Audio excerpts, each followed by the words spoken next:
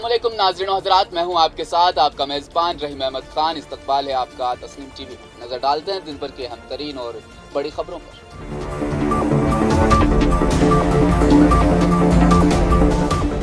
People's democratic party की सरबराह जम्मू कश्मीर की साबिक वजीर आला महबूबा मुफ्ती ने कहा कि सुप्रीम कोर्ट की जानिब से सेडिशन एक्ट पर रोक लगाना एक खुश आइन कदम है।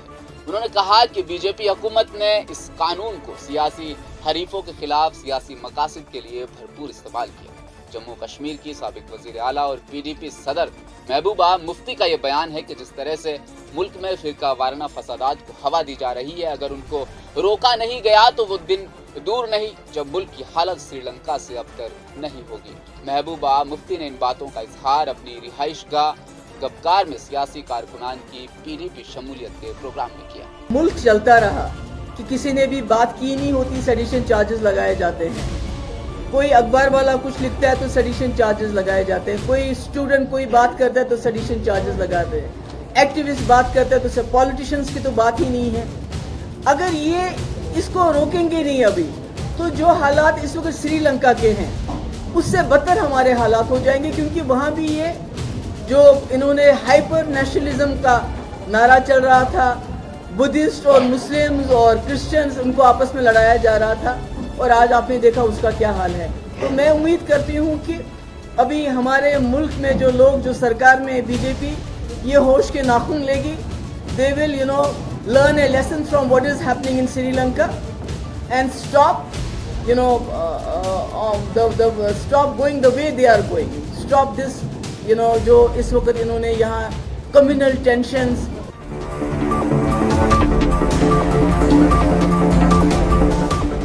सब्ज निशानात के साथ शेयर बाजार में मिडकीप और स्मॉल कीप ने भी इजाफा दर्ज कराया है। बीएसई मिडकीप 89.58 से बढ़कर 22,332 पॉइंट पर जा पहुंचा, और इसी तरह से स्मॉल कीप 31.37 से बढ़कर 26,119 पर जा पहुंचा। शेयर बाजार ने बुध को तेजी के साथ कारोबार की शुरुआत की और मुंबई स्टॉक एक्सचेंज का सेंसेक्स 180 पॉइंट्स के इजाफे के साथ 5,454 पर खुला, जबकि नेशनल स्टॉक एक्सचेंज NSE की बात करें तो निफ्ट ने 30 पॉइंट्स के इजाफे के साथ 1,62,070.05 पर जाकर ये खत्म हुआ।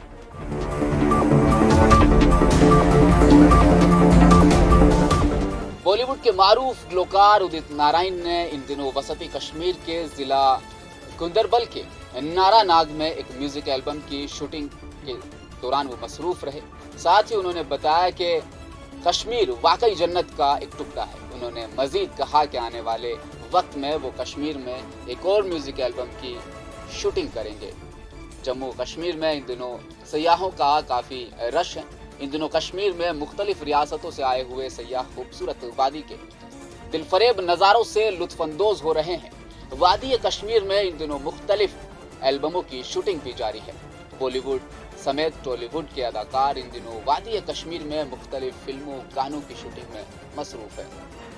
सबसे पहले आप सबको मेरा सलाम। मैं उदित नारायण, आप सबको मेरा नमस्कार।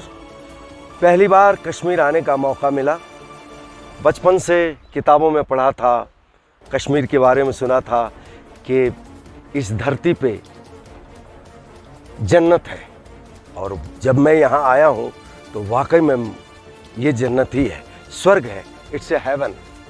और मैं एक गाने की शूटिंग के लिए आया हूँ, और मैं ये बताना ज़रूर चाहूँगा कि मेरा बेटा आदित्य नारायण कई गाने की शूट यहाँ किया है, शूटिंग की है, और उसको बहुत मज़ा आता है। यहाँ बोलता है मैं दुनिया घूम चुका हूँ लेकिन मुझे अपना कश्मीर ही पसंद है। मुझे और खुशी हुई बात सुन के, और मैं भी आया हूँ तो मुझे ऐसा लगा कि वाकई कश्मीर स्वर्ग है। जो सुना है, जो सुनता था वही मैंने पाया, जो सुनता था, जो सुना है वही मैंने पाया। मैं कई सालों से देखता रहा हूँ कि बड़े बड़े एक्टर्स अमिताभ बच्चन जी से लेके सब यहाँ आए हैं। एक से एक फिल्म में उन्होंने कश्मीर में शूटिंग की है। यहाँ तक कि हमारे genius one and only Yash Chopra साहब अक्सर यहाँ आके अपनी फिल्मों की शूटिंग की, और ख़ास करके हमारे राज कपूर साहब और उनकी फैमिली तो कश्मीर में एक से एक फिल्में बनाई हैं। मैं आप सभी से ये आग्रह करूँगा कि कश्मीर में आप सब फिल्म बनाएं, आएँ और टूरिज़्म, कश्मीर टूरिज़्म को आप बढ़ावा दें।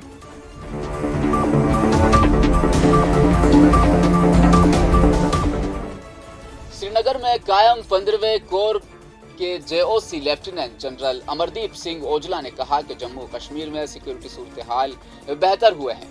उन्होंने कहा कि जंगे बंदी से जम्मू कश्मीर में सिक्योरिटी सूरत हाल में मजीद बेहतरी आई है। वादी कश्मीर में तैनात 15वीं corps commander lieutenant general Devendra Pratap Pande ने ओहदे की commander lieutenant general Amardeep Singh Ojla को सौंप दी है। फौज के तर्जुमान के मुताबिक लेफ्टिनेंट जनरल देवेंद्र प्रताप पांडे ने मार्च 2021 में श्रीनगर में चिनार कोर की कमांड संभाली थी। ताहम 1 बरस की मुद्दत के बाद उन्हें इस ओहदे से हटा दिया गया है। उनको कमांडिंग आर्मी वॉर कॉलेज मुहिम मध्य प्रदेश भेज दिया गया है।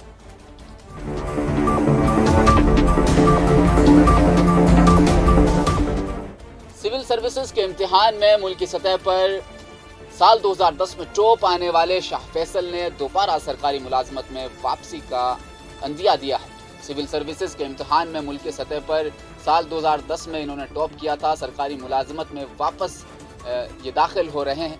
शाह फैसल ने मुल्क में बढ़ती हुई अदम बर्दाश्त का हवाला देते हुए जनवरी 2019 में मुलाजमत से इस्तीफा दे दिया था। सन 2019 अगस्त में दफा 370 के मनसूखी और जम्मू कश्मीर को जम्मू कश्मीर और लद्दाख के मुज़क्कर के ज़ेर इंतज़ाम इलाकों में तकसीम करने के तनाजुर में इन्हें गिरफ्तार भी किया गया था। साल 2010 में इंडियन सिविल सर्विसेज में टॉपर रहे शाह फैसल ने गुज़श्ता शाम मुलाजमत में वापसी का इशारा दिया है। उन्होंने सोशल मीडिया ट्विटर पर वापसी की बात की। उनका कहना था कि मेरी ज़िंदगी के 8 महीने जनवरी 2019 अगस्त से अब तक जो मुझ पर उतना बोझ डाला है, इन लम्हों ने कि मैं तकरीबन ख़त्म हो चुका था। एक भ्रम का पीछा करते हुए मैंने तकरीबन वो सब कुछ खो दिया जो मैंने सालों में हासिल किया था। नौकरी, दोस्त, शोहरत, अवामी खैर सगाली, लेकिन मैंने कभी उम्मीद नहीं छोड़ी। मेरी आइंदा जिंदगी कुछ इससे बेहतर होगी।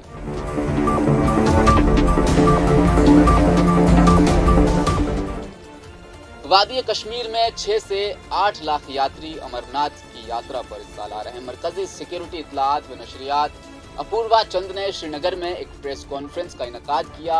प्रेस कॉन्फ्रेंस में उन्होंने कहा कि इस साल वादी कश्मीर में 6 से 8 लाख यात्री अमरनाथ यात्रा के लिए आ रहे हैं। उन्होंने कहा कि मरकजी हुकूमत और जम्मू कश्मीर इंतजामिया यात्रियों के लिए सिक्योरिटी और दीगर सहूलियात दस्तयाब रखेगी।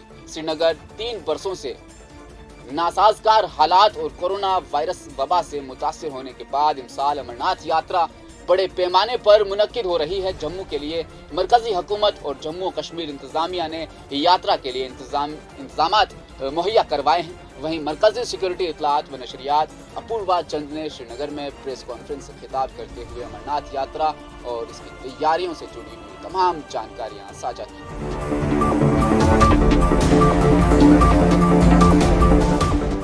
मुल्क से बगावत के कानून आईनी जवाज को चैलेंज करने वाली अर्जी पर समाअत करते हुए सुप्रीम कोर्ट ने बगावत के कानून के इस्तेमाल पर पाबंदी लगा दी है।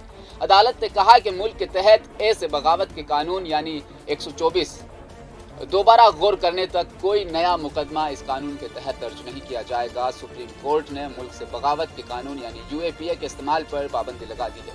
अदालत ने कहा कि मुल्क से बगावत के कानून यानी 122A के तहत दोबारा इस पर गौर किया जाएगा ताकि कोई नया मुकदमा इस गौर करने के दौरान दर्ज नहीं किया जाएगा। मरकज इस सिलसिले में रियासत को एक डायरेक्टरी जारी करेगा। साथ ही अदालत ने कहा कि ज़ेर-तवा मुकदमात पर जमूद बरकरार रखा जाएगा। अदालत ने कहा कि जो लोग बगावत के इल्ज़ाम में मुकदमा का सामना कर रहे हैं और इस इल्ज़ाम में जेल में हैं, उन्हें मुनासिब अदालतों में ज़मानत के लिए दरख्वास्त दायर वो अब कर सकते हैं। अब इस मामले की समाअत जुलाई के तीसरे हफ्ते में होगी।